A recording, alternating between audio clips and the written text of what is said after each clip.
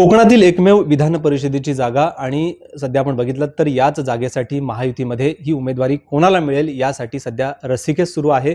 शिवसेना देखील या जागेवर ठाम आहे, कारण संख्याबळ जास्त आपण बघितलं तर शिवसेनेकडे आहे।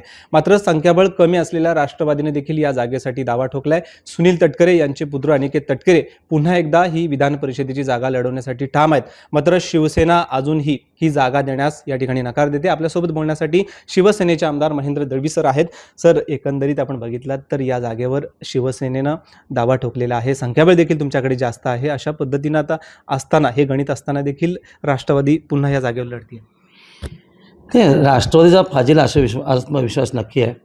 खरं तर कोकणाने शिवसेना जन्म दिला आहे। पूर्वीपासून कोकण हा शिवसेनेचा कणा आहे आणि आज देखील आम्ही सगळेच नेते आमदार 3-3 मंत्री आमच्याकडे, असं असं आम्ही राष्ट्रवादीला का द्यावं? आणि सर्वाधिक जन आमच्याकडे असल्यामुळे वरिष्ठ नेते महायुतीचे मुख्यमंत्री देवेंद्र फडणवीस असतील, आमचे आदरणीय नेते शिंदेसाहेब असतील आणि पवारताई वहिनी असतील, ह्या सगळ्यांचा विचाराधीने नक्की शिवसेना उमेदवारी मिळेल आणि ती जिंकून येईल, याच्याविषयी तुम्हाला शंका नाही आहे। पण राष्ट्रवादी हा दावा या ठिकाणी आज करून करतोय।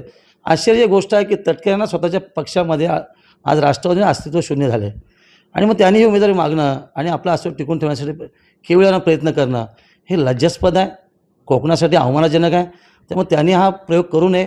आत्ताच झालेल्या जिल्हा परिषद निवडणुकीमध्ये नंबर 1 आम्ही शिवसेना असताना देखील 3 नंबर असणाऱ्या BJPला त्या ठिकाणी तटकरेच्या अनुषंगाने ते पद आदेश दिला, आम्ही स्वीकारलं, वरिष्ठांचा आदेश पाळला आणि महायुती धर्म पाळून आम्ही सत्तेत सहभागी झालो।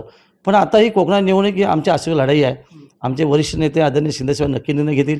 काही झालं तरी शिवसैनिक ही निवडणूक लढणार। एकीकडे आपण बघितलं तर तुम्ही देखील या जागेसाठी ठाम आहात, आग्रही आहात, शिवसैनिक देखील उठाव करतायत। मात्र दुसरीकडे अशी चर्चा सुरू आहे की पालकमंत्रीपद हा शिवसेनेला दिला जाईल, जो रखडला आहे गेल्या 2.5 वर्षापासून, आणि ही विधान परिषदेची जागा आहे ती राष्ट्रवादीला जाईल, अशी चर्चा रंगते आहे। बघा, भरत शेठ आमचे आदरणीय नेते आहेत, आमचे मार्गदर्शक आहेत, मंत्री आहेत, 4 टर्मचे आमदार आहेत, त्यामुळे तो त्यांचा अधिकार आहे आणि रायगडने आत्तापर्यंत दाखवून दिलं आहे। कारण जेव्हा सरकार स्थापन झालं आणि त्यांना राष्ट्रवादीच्या रूपाने आदित्यताईंना पालकमंत्री मिळालं, मुख्यमंत्र्याला स्थगित दिली आहे, हे त्रिवार सत्य आहे आणि तो अधिकार आमचा आहे। पालकमंत्री द्यायचं झालं तर भरत शेठच्या रूपाने मिळालं, त्याच्यामध्ये कुठलीही तह किंवा कॉम्प्रोमाइज करण्याची काही गरज नाही आहे। म्हणजे विधान परिषद त्यांना द्या आणि परिषद द्या, एवढे काय आम्ही सगळे हे नाही आहोत। आमचा तो अधिकार तो आम्हाला मिळालाच पाहिजे। आत्तापर्यंत राजकीय इतिहासामध्ये कोकणाने उलटफेर केलेला आहे।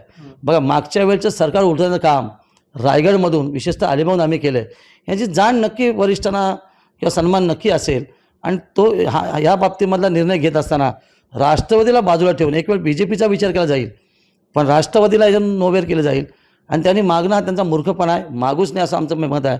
आणि कुठल्या तरी पदासाठी आम्ही कॉम्प्रोमाइज करणं हे काय, रायगडवासी आम्ही छत्रपतींचे मावळे आहोत, आम्ही कधी अशा पद्धतीचं तळाची भाषा करणार नाही, ती तटक्याला शोभणारी आहे आणि ते आम्ही हाणून पाडणार।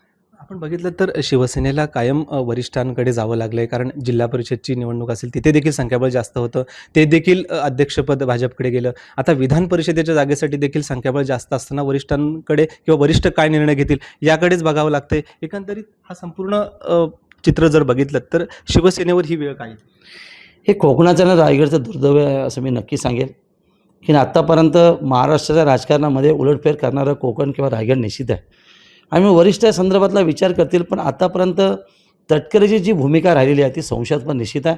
पण आत्ता गेल्या अजितदादांच्या मृत्यूनंतर, खऱ्या अर्थाने अपघाती निधनानंतर जे काय राष्ट्रवादीचे अंतर्गत वादळ झाले किंवा वादविवाद निर्माण झाले, परवा देखील बघितलं की तटकरे जी भूमिका मांडली ती राष्ट्रवादीने कोणी मान्यच नाही केली, त्यांना नोवेअर केलं आहे। आणि म्हणून मी सांगितलं की तटकरेला विचारात बघू नये, पुढे काही तटकऱ्यांचा फायदा होणार नाही आहे। त्यामुळे कुठल्याही परिस्थितीमध्ये ही सीट शिवसेना लढणार, ती जिंकून आणणार आणि ह्या संदर्भातला वरिष्ठ निश्चित निर्णय घेतील।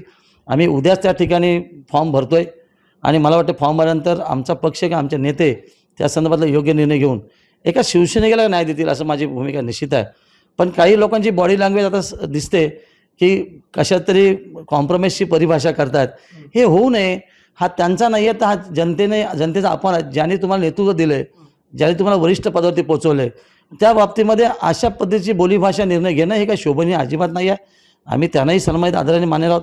म्हणून उदयजी सामंत असतील, भरतशेठ असतील, योगेशजी असतील, आमचे रामदासभाई कदम असतील किंवा सगळेच मान्यवर नेते असतील, ह्या संदर्भातला योग्य निर्णय घेतील आणि कोकणाची ही उमेदवारी शिवसैनिकाला मिळेल आणि तो निवडून आणणार.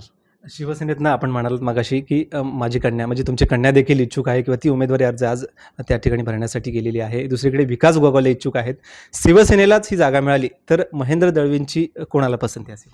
नाही नाही, कुठल्याही शिवसैनिक साध्या शिवसेनेला जरी उमेदवार दिली तरी त्याचा सर्वस्व जबाबदारी आम्ही आमच्या खांद्यावरती घेऊ. माझे कन्याचा फॉर्म मी औपचारिक भरला आहे की उद्या ह्या सगळ्या गोष्टीमध्ये जर काय उलटफेर चर्चा किंवा तटकरे आहे ज्यामध्ये काही कोणाशी गॅटमॅट करू शकतात, जर झालं तर आम्ही आमचा स्वाभिमान जपण्यासाठी, कोकणाचा अभिमान जपण्यासाठी ही निवडणूक माझ्या मुलीच्या माध्यमातून मी नक्की लढणार आणि ताकदीने लढणार. एक शेवटचा प्रश्न. सुनील तटकरे आतापर्यंत अनेक राजकीय डाव खेळत आलेले आहेत. विधान परिषदेसाठी सुनील तटकरेंचा एक वेगळा डाव असणार आहे. शिवसेना या डावाला कशा पद्धतीनं सामोरं जाईल? ना, अधुरा डाव आहे. आत्तापर्यंत 84 पासून आत्तापर्यंत तटकरेंनी आपल्या कुटुंबाकडे ही सगळी पदं घेत असताना, भूषवताना खरंच कोकणाला किंवा रायगडवासियांना चक्क बनवलं असं माझं मत आहे. आता जे निवडून आलेले सदस्य आहेत ते सगळे हुशार आहेत आणि आता पण रायगडचा पुरा इतिहास किंवा कोणाला बघितला तर कुठलाही व्यक्ती उद्या राष्ट्रवादीत जरी मतदार आहे आत्ताच्या निवडणुकीत, तो देखील त्यांना मत करणार नाही आहे. कारण जे चित्र आत्ता महाराष्ट्र उभं राहिलं आहे की जे आक्षेप आरोप म्हणजे अगदी खरातपासून वरात निघत इथपर्यंत ह्या सगळ्या गोष्टींचा आक्षेप त्यांच्यावर जातो. म्हणून तटकरेची आज बदनामी झालेली आहे. अशा बदनाम कुटुंबाला कधी कोकण जनता स्वीकार नाही, कारण कोकण हा स्वाभिमानी आहे. त्यामुळे जो मतदार आहे तो कुठलंही चुकीचं मत चुकीच्या माणसाला टाकणार नाही. तो खरंच स्वाभिमान जागृत ठेवून योग्य माणसाला देऊन तो कोकणाची सेवा करण्याची संधी नक्की देईल, हा माझा भाळ आत्मविश्वास आहे. शिवसेनेला शेवटच्या क्षणापर्यंत जागा मिळालीच नाही आहे तर शिवसेनेची भूमिका काय आहे? नाही, त्या संदर्भात संपूर्ण कोकणवासीय निर्णय घेतील.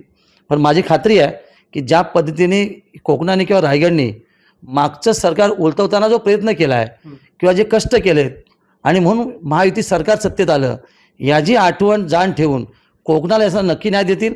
आम्ही शेवटपर्यंत आशावादी राहू, अन्यथा आमची लढाई आम्ही लढण्यास सक्षम निश्चित आहोत. विधान परिषदेच्या जागेसाठी शेवटपर्यंत आम्ही लढत राहू आणि ही जागा शिवसेनेलाच मिळेल असा विश्वास आमदार महेंद्र दळवी यांनी व्यक्त केलाय. गणेश मापरळकर, ABP माझा, रायगड.